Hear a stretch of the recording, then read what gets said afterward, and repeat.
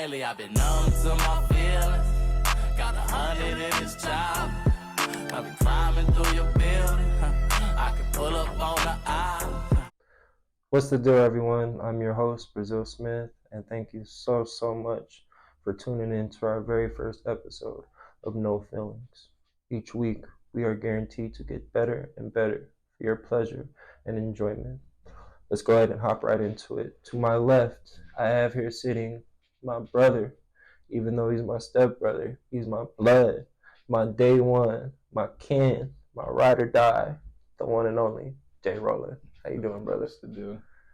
So Jay Rollxn, why don't you go ahead and tell the people a little bit about yourself, since I already know the deal. All right, I'm 27 years old from the west side of Long Beach. Upcoming tattoo artist. Recently just got out of prison not too long ago, trying to go down the right path, get my life together. I feel you.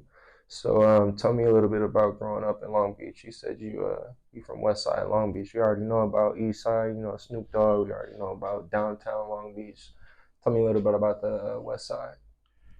West Side Long Beach, man. West Side Long Beach. It's a lot of gang activity. Mm-hmm. It's a lot going on. It's a lot of racial tension. Okay. It's a majority of blacks and Hispanics, and that's a majority of the West Side. One side is blacks, one side is Hispanics. I feel you. We always bump heads. Now, has this, would you be saying that you've been getting down with this shit since, you were in elementary school? Would you say that you had these problems when you were 6, 5 years old growing up around other Mexicans?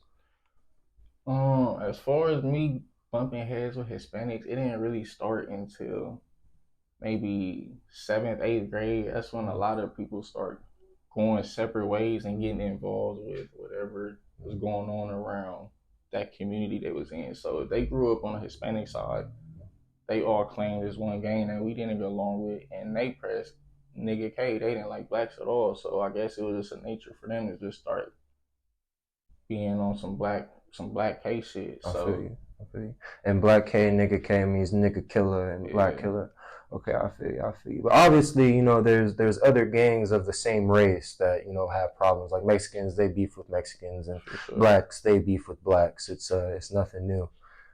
So why don't you tell me a little bit about growing up in Long Beach from 9 years old, 10 years old, 11 years old, when you're headed into middle school?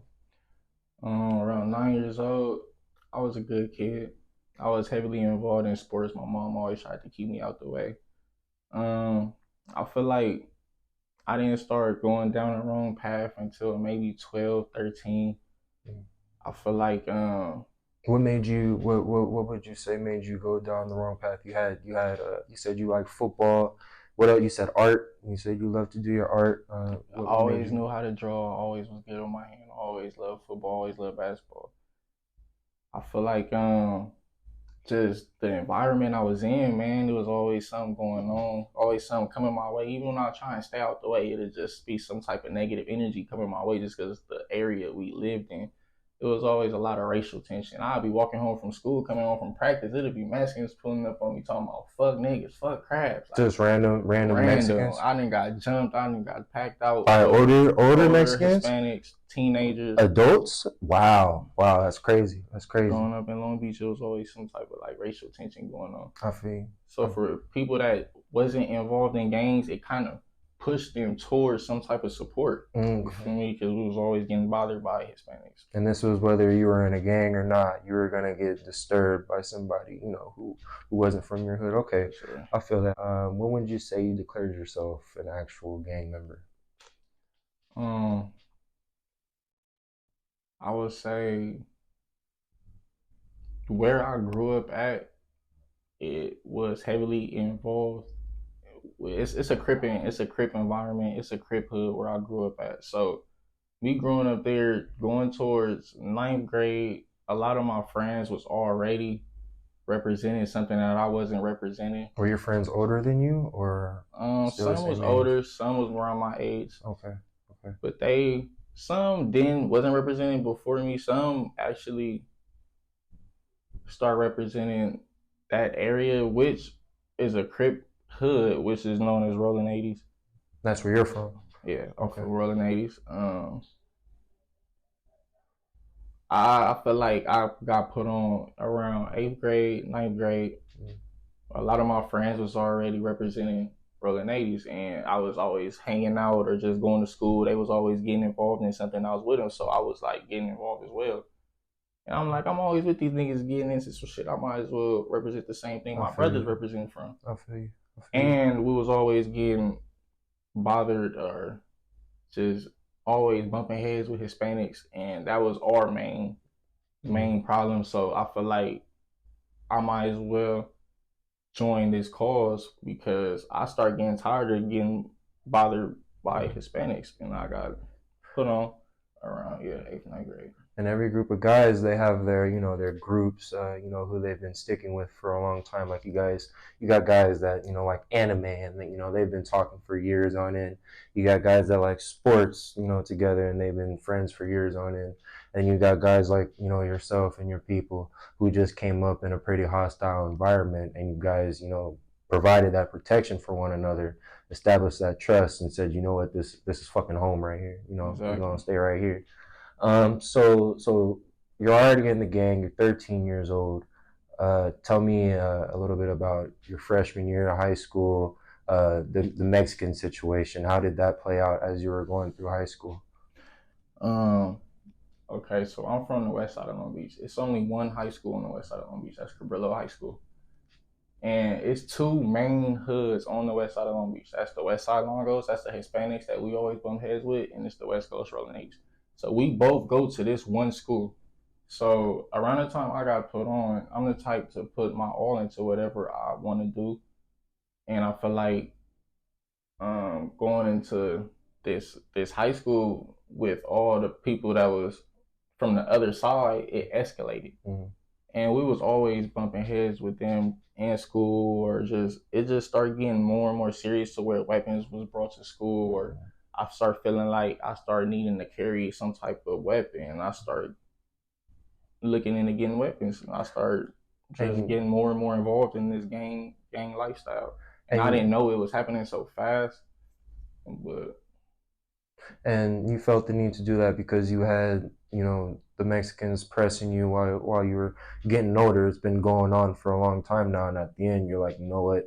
I have the resources. I can get my hands off of this, so I can protect myself from you. You motherfuckers who keep picking on me. Around myself, yeah. I feel you. Not to mention the high school that I went to was on the other side of the west side. It was in their section of the west side. So we had to come from our section and go to their side to go to high school. So when we're getting out of school, sometimes they'll be sitting in front of the school waiting for us. So it was just always some type of something going on.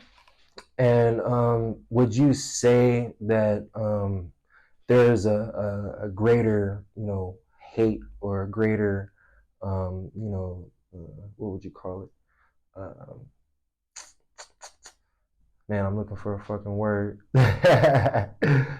Something like feud. You know what I mean? I do have a hatred towards the other side, not just because of it is a lot of racial tension going on in Long Beach, but I don't like it just because a lot of what I've been through, the history of me always bumping heads with them. I done got jumped. I done got stabbed. I done got shot. You got stabbed? Yeah, I got stabbed. As a matter of fact, I got stabbed when I was in high school, around 10th grade. I got stabbed 8 times. Were you still in the streets, or did they come at you with a knife? How'd they get you? I was walking home from school. Really? Walking home from Cabrillo.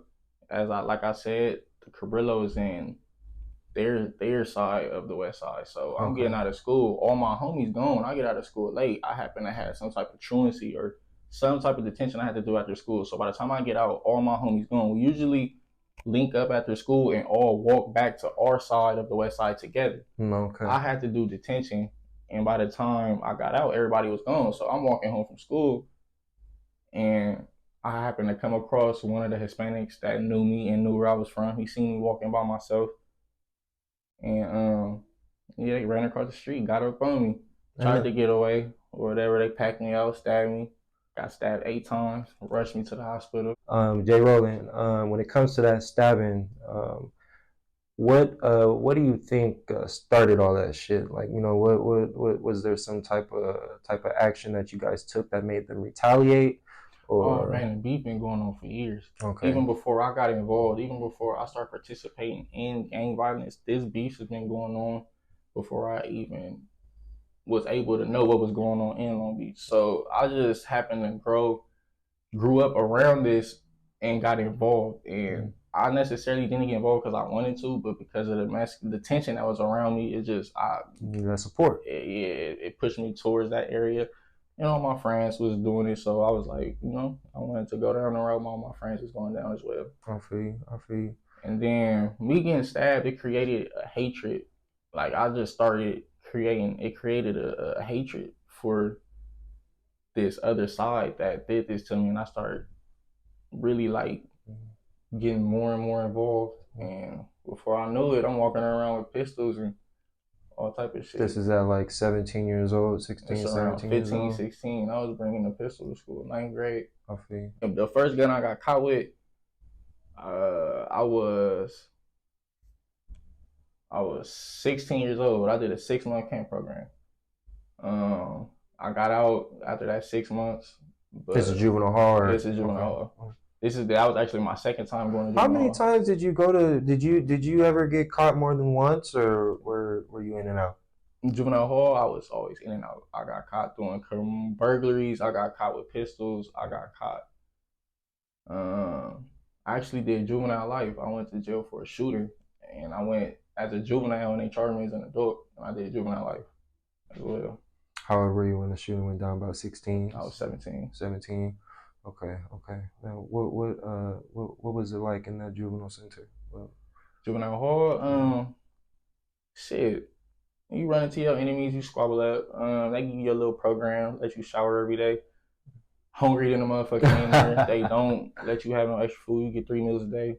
It's a lot better than when I got to the adult facility. I seen that adult facility was off. It was nowhere. This is at Los Padrinos, right? I've been to Los Padrinos. I've been to Central. I've been to Sylmore. I actually got sent to the compound when I got charged as an adult. That's where, if you were a juvenile, you get charged as an adult. They send you to the compound. It's like a jail inside of Sylmore, and they hold you there until you turn 18 or until you take your time. They send you to YA. Okay. So, what's the difference between YA and juvenile hall? YA is a youth authority prison. YA is like a juvenile prison. Juvenile hall is like the holding spot where they hold them for until they're 18. Ready to go. Yeah, a majority of the people in YA is doing a certain amount of time over like juvenile hall is months. When you go to YA, you're gonna be doing a few years. It's a prison. You're gonna be sitting there for a minute. I feel you. So this was, I think your birthday is January 3rd. Yeah. So it was on January 3rd, or probably about a week or two after, that they went ahead and took you to prison? No. I was 17 when I went to jail for a shooting. They charged me with attempted murder. I was 17. My birthday was January 3rd. I turned 18. A few days after my 18th birthday, maybe 2 days, they transported me to LA County Jail. Juvenile hall, you're going to fight your enemies and all that, but it's nothing like LA County Jail. You feel me? In juvenile hall, it's always some type of staff looking over you. LA County Jail is about 300 niggas in a concrete jungle. It's nobody looking at you after you. It's niggas getting stabbed. You going, it's crazy. It's a jungle. Yeah, it's a jungle, and it's gonna make you or break you. So tell me a little bit more about being in prison. Tell me a little bit more about what you did to bide your time, what you did to pass the time that you were going to serve, because you were going to be there for a little while. Yeah. All right. So I did juvenile life. I did 9 years altogether. Throughout that 9 years, I learned a lot. It turned me into somebody who I don't regret being today. It turned me into a man. It taught me stuff that a lot of people could not teach me. It taught me responsibility. It taught me not to fear nobody. I am involved in gang activity, so I ran with the Crips. I was involved with politics.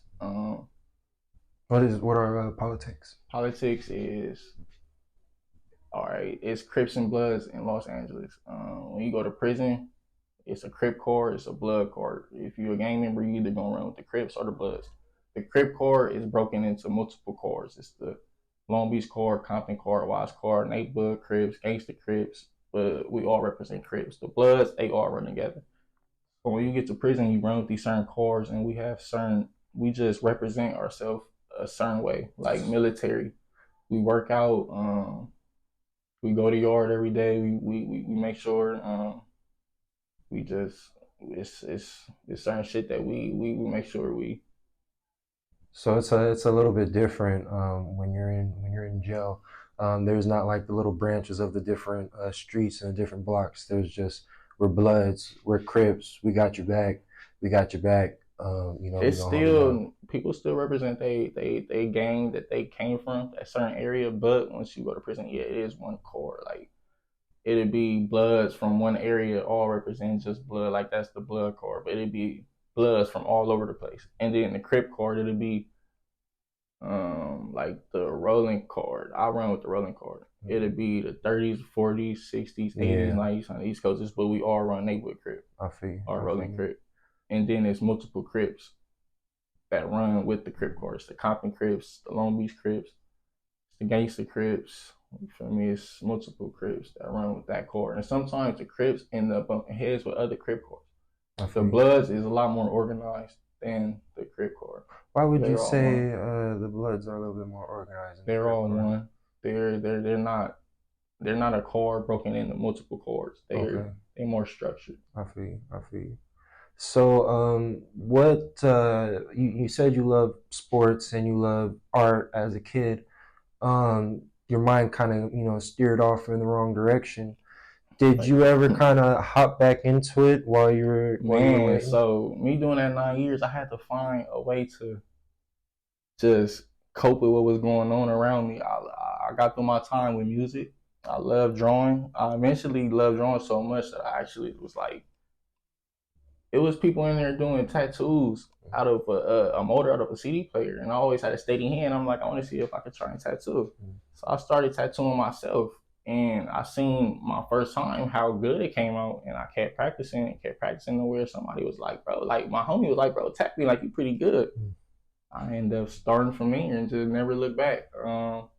So throughout my time, I was tattooing a lot. That's how I was making a lot of my money in prison.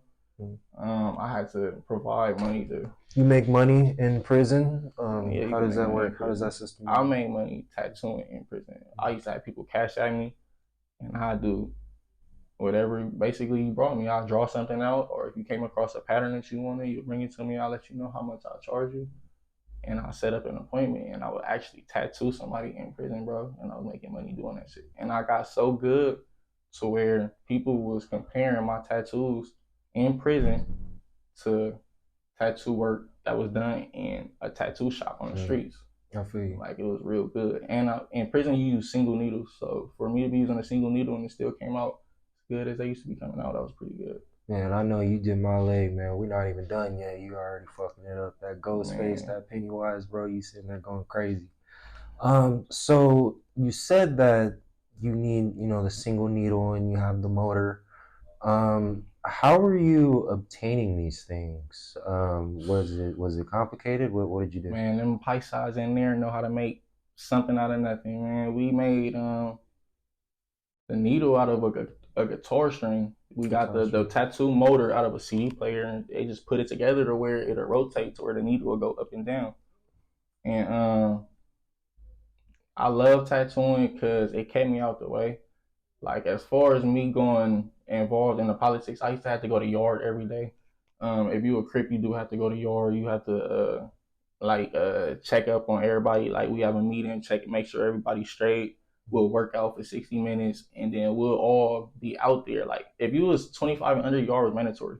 If you was a Crip, just because you would have to go out there and support your homies, just because there was a lot of other cars out there as well, and it used to be a lot going on in the yard. You feel me? So if your car got into it with another car and you wasn't out there to support your homies, you would get in trouble because you wasn't out there. It's like a head missing.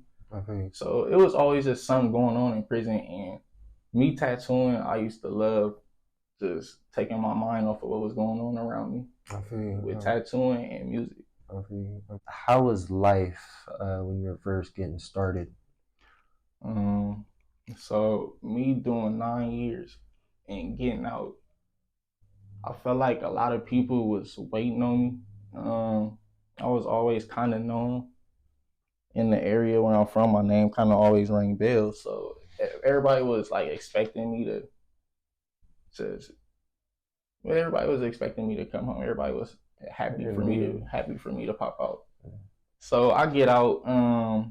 I actually tucked off. I didn't even let too many people know I was home for like my first week, and I posted a picture. Everybody wanted me to pull up on. Everybody was trying to see me, but I ended up spending a lot of my first few days with my girl that held me down.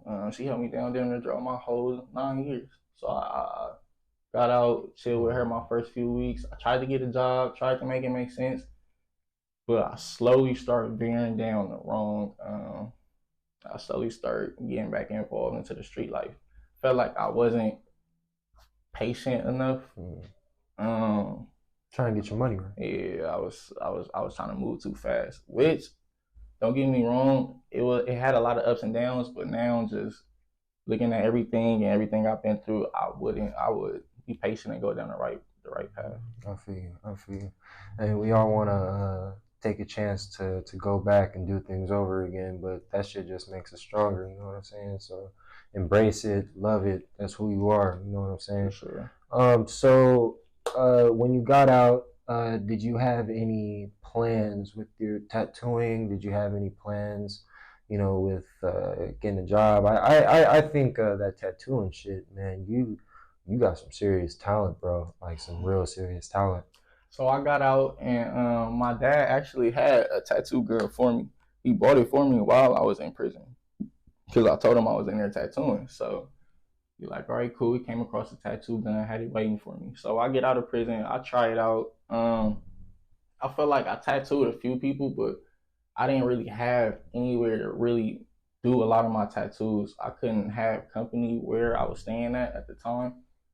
And I felt like I had to get my money up for me to really like fuck with it. Yeah, fuck with it. I needed a permanent location, a studio to where I could tattoo a lot of my customers. So I was trying to just get my foot in the door, and I kind of put the tattooing in the behind me, and I wanted to focus on getting a car. Wanted to focus on just.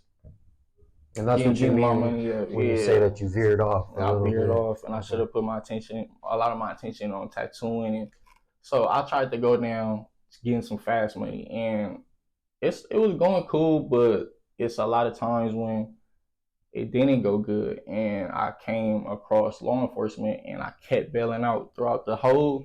After I did that 9 years, I was out for, I say, a year, and I ended up going back for a pistol. Throughout that year I was out, I bailed out about 5 times. That's to let you know how much money I was getting, and trying to go down a fast route. I did have money to bail out. I bailed out 5 times. It wasn't no cheap bails, but I kept taking L's. You know, it was always ups and downs. And now, like, just me going back to prison, after I got caught with my pistol, I did 16 months with half. So I get out again. And I let down a lot of my family members just even going back after I did a lot of that time. They thought I was going to come home and get my just focus and get my life together. And I was heavily involved in the streets once again. What was your mindset towards your family while you're doing all this? You're doing this shit just like, you know, fuck that. I gotta get my money. Or were you more like, damn, I know they don't want me to do this, but I gotta do what I gotta do? I know I let down a lot of people once they seen the route I was going down. But I feel like I was just young and dumb. I wasn't really considering other people's feelings. I didn't know that what I was doing was affecting the people around me as well. I just thought, like, man, let me get myself together. Like, let me do this, let me do that. But and it's gonna affect everybody, because I mean, it's your family. You know, we love you. We always here for you. We got your back. So while you were out, was there any type of success, or was there any type of extra failure once you got out of jail the second time for the pistol? Has your mindset changed since you got out the first time? Man, the second time I felt like I had a plan that was so guaranteed. I was telling myself I will be a millionaire by the time I'm 30. So I get out from doing the 16 months we had for the firearm. during that 8 months I was incarcerated, I wanted to learn from my mistakes from that year that I was out after doing juvenile life. So I go back for the pistol. I'm like, all right, I can't get out doing on the same shit, you know. The money was good, but I can't keep coming back and forth to jail. I'm getting too old. I'm 26 years old. So I sat down and I came up with a plan. And I will plan on getting out and executing this plan. I plan on starting my own business. I plan on really focusing on my tattooing. I wanted to go down the right path and stay out the way. So I come home. It was going good. I'm doing everything I got to do. I'm taking care of my business. Man, I go back. My downfall was always my homies. I'll be doing good. I'll be, man, money up, all type of shit. My problem was I was always trying to help my homies. I'd buy my homies rooms when they didn't have nowhere to sleep. I'm just And doing you all know that that's because you know they had your back. You know they had you. I mean, not as much as I had theirs. I feel like some of my brothers, some of my homies, I feel like I was there for them more than they was there for me because I would do shit for them that they wouldn't do for me when they came. Like I remember when I had my car, like I just always pull up if somebody needed me, like come get me. Then when I didn't have my car, like it'll be times where I'm asking homies for shit and they'll be like, oh, I need gas money, I need whoop whoop, or feel me, it just wasn't the same energy I was giving them. So I fell back on a lot of my so-called homies. And once I seen like, you know, I wasn't getting what I was giving them. Well, I feel that 100%. I definitely do. And I feel like I learned that from me going to jail as a juvenile, doing that juvenile life. I got out thinking a lot of my homies was the same as when I went to jail as a juvenile, and they wasn't. A lot of people changed. I noticed there wasn't as much loyalty on the streets as it was before. Everybody got older. Everybody thirsty for money. Everybody trying to win. Everybody just focused on themselves, and they putting themselves before so-called people that they would want to win with, or it's supposed to be a team, or they just backdoing shit. So yeah, I fell back on a lot of shit. Sometimes that's what you got to do.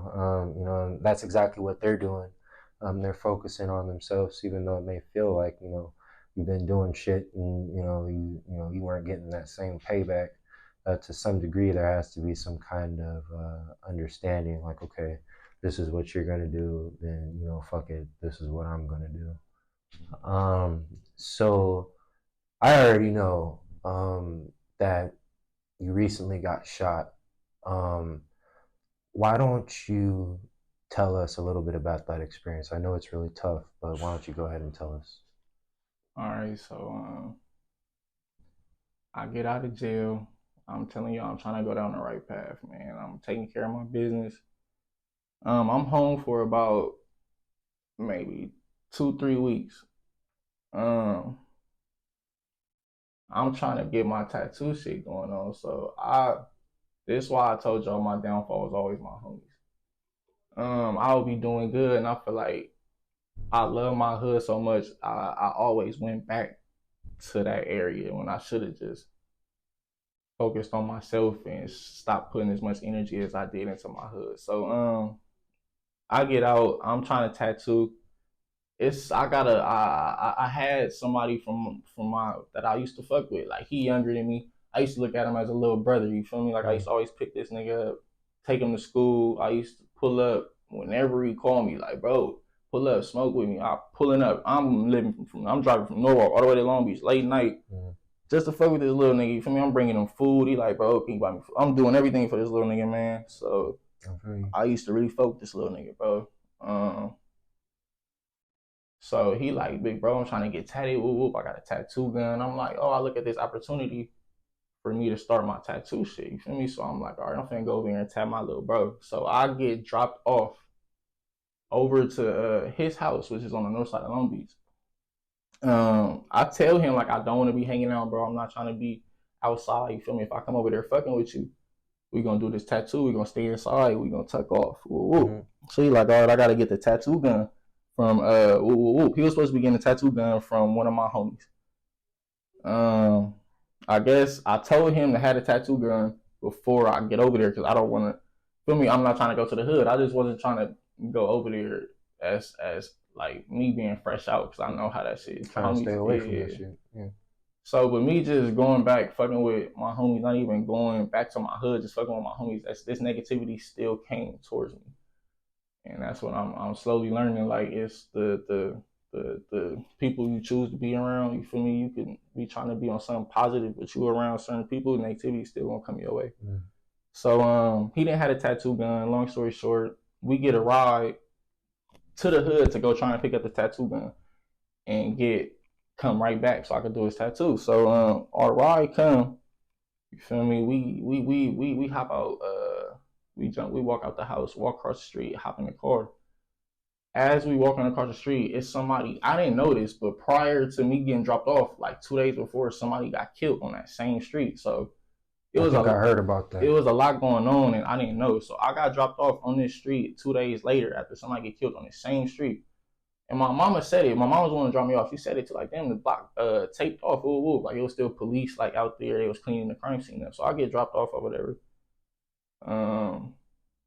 We go get the tattoo gun. Shit not going as planned. You feel me? I didn't even want to go to the hood, but I'm like, fuck it. So we on our way to the hood. As we walking across the street, the bitch, she yelling down the street, talking about fuck my out there, fuck crap, and all this. What bitch? It's a bitch down the street from where somebody got killed 2 days prior. Like they were sitting, it's some Hispanics. I didn't know who they was. Nobody knew who they was. But my little bro, he like, oh, that bitch a smoker. Like, fuck that bitch. Like, we ain't on that. You feel me? She was looking for trouble. What smoker mean? Looking for trouble? The smoker? That's what that means? Okay. Huh?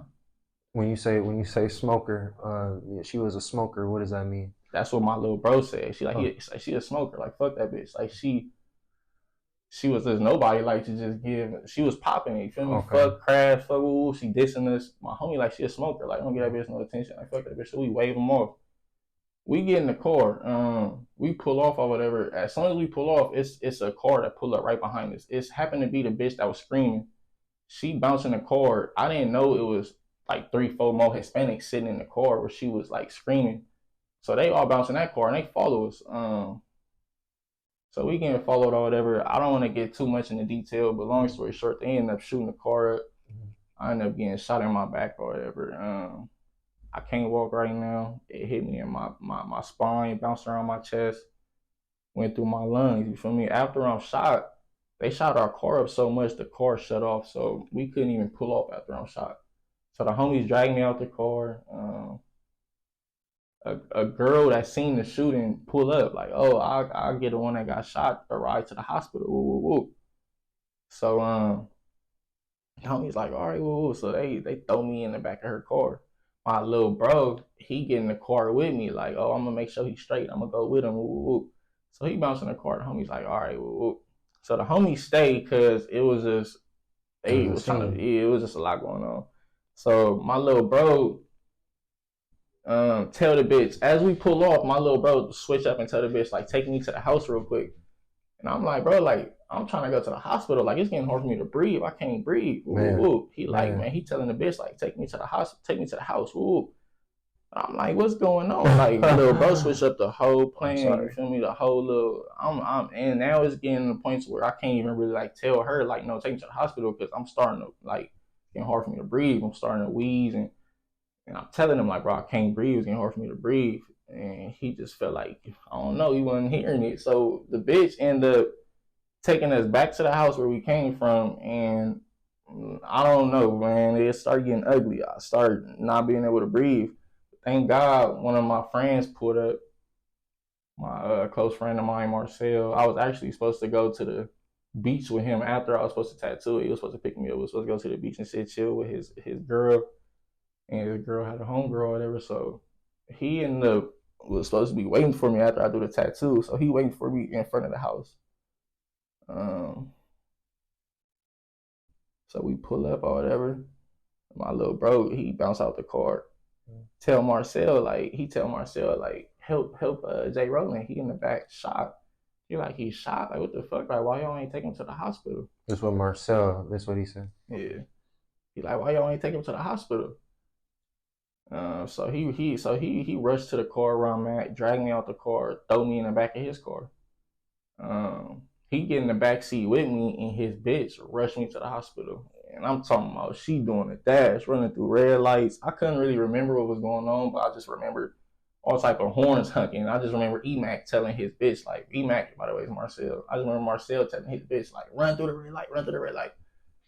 And I remember my eyesight kept going in and out. Like, my eyes started rolling to the back of my head. I didn't know my eyes rolled to the back of my head, but Marcel, he looking at me like, your eyes rolling to the back of your head. He started slapping me. Like, bro, your eyes rolling to the back of your head. Stay up, stay up. He's slapping me.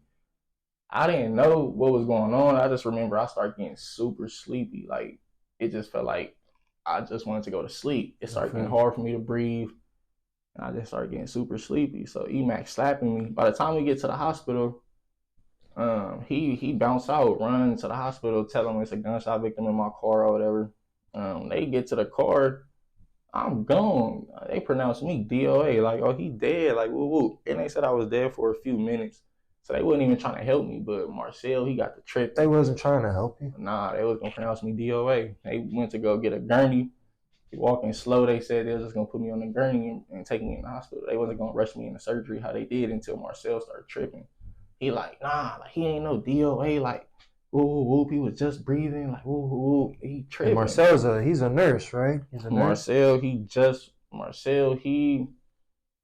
started getting himself together as well. This is one of my close friends. Yeah, he just graduated nursing school, but respect. I don't think he kind of knew, like, I don't think he could have helped me, so he rushed me to the hospital or whatever.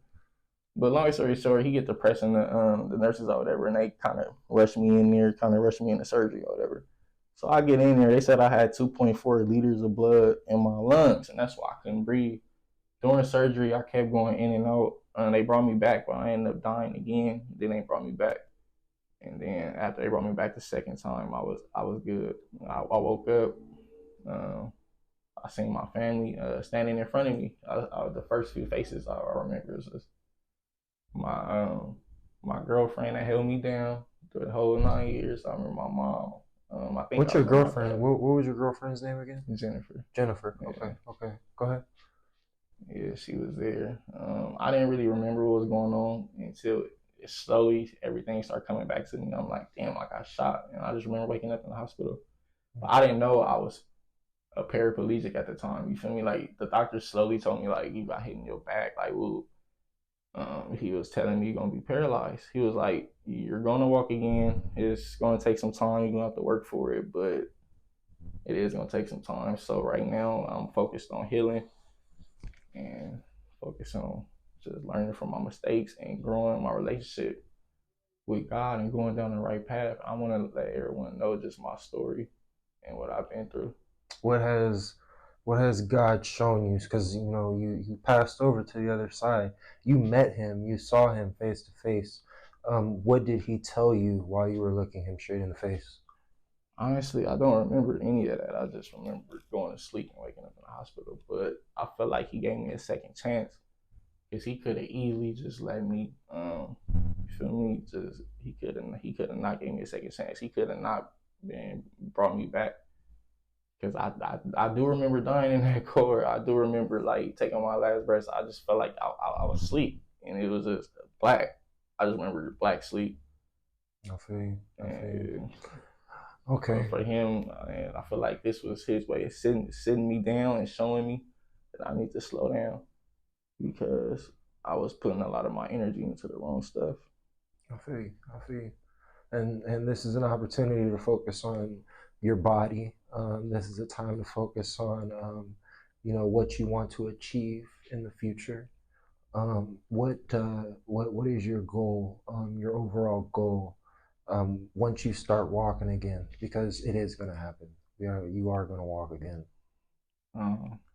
Once I start walking again, a lot of the energy I was putting into that street lifestyle, I want to put that energy into just enjoying myself as a growing man. I want to start doing stuff I never experienced, going places I never been, instead of always just focusing on just this little area in LA, just this big gangland that I put all my energy into. I want to start experiencing the world and just bettering myself and focusing on the bigger things, because what I was focused on, it was childish, and I feel like my mindset was, don't get me wrong, very intelligent, but I feel like I was just focused. I was in a bubble, and I was stuck on something that I shouldn't have been stuck on, especially after doing as much time as I did. If there was any kind of advice you would have to give to the people who are contemplating, how am I going to get out of this life without these people disrespecting me? How am I going to make the transition from what I started doing to what I want to do now? And shit, it's not necessary. Nobody gonna disrespect you. It's on you. It's a choice that you want to make. You're probably just tired of making mistakes. As far as me, I'm tired of just, you feel me, tired of taking L's. I'm tired of going back and forth to jail. A lot of the risks I was taking, I noticed it wasn't worth it. I'm getting too older to keep taking risks, especially with the lifestyle that I went, the lifestyle I decided to put my all into. I didn't know it was gonna come with a lot of the stuff that it came with. It looked cool, you feel me, like from outside looking in, but they don't tell you about, you feel me, your homies getting killed. They don't tell you about, it's all fun and games, juveniles, and then you get older, you get to fight life. 25 years, 50 years for shit that you was doing when you was 15, you getting 3-6 months. It's like all a setup. And yeah, I feel like, you feel me, eventually, if you've been through just as much as I've been through, eventually you're going to want to start making it make sense, because they got to sell for you. You feel me? They got somewhere for you. If you keep making the decisions you keep making, it's eventually God keep giving you signs if you're ignoring them. I feel you. Well, it's definitely good to hear that you are so invested in this tattoo business, and it's so good to hear that you've learned from your experiences, and you're ready to face the challenges that have been put upon you. You guys, thank you so much for tuning in to our very first episode of No Feelings. Once again, to my left is Jay Rollxn. Jay Rollxn, thank you so much for tuning in, brother. I love you so much, and it was so good and a pleasure, a blessing to have you on for the first time, brother. Thank you. Yeah, I already know, man. Anytime. All right, y'all. Take care. Have a good one.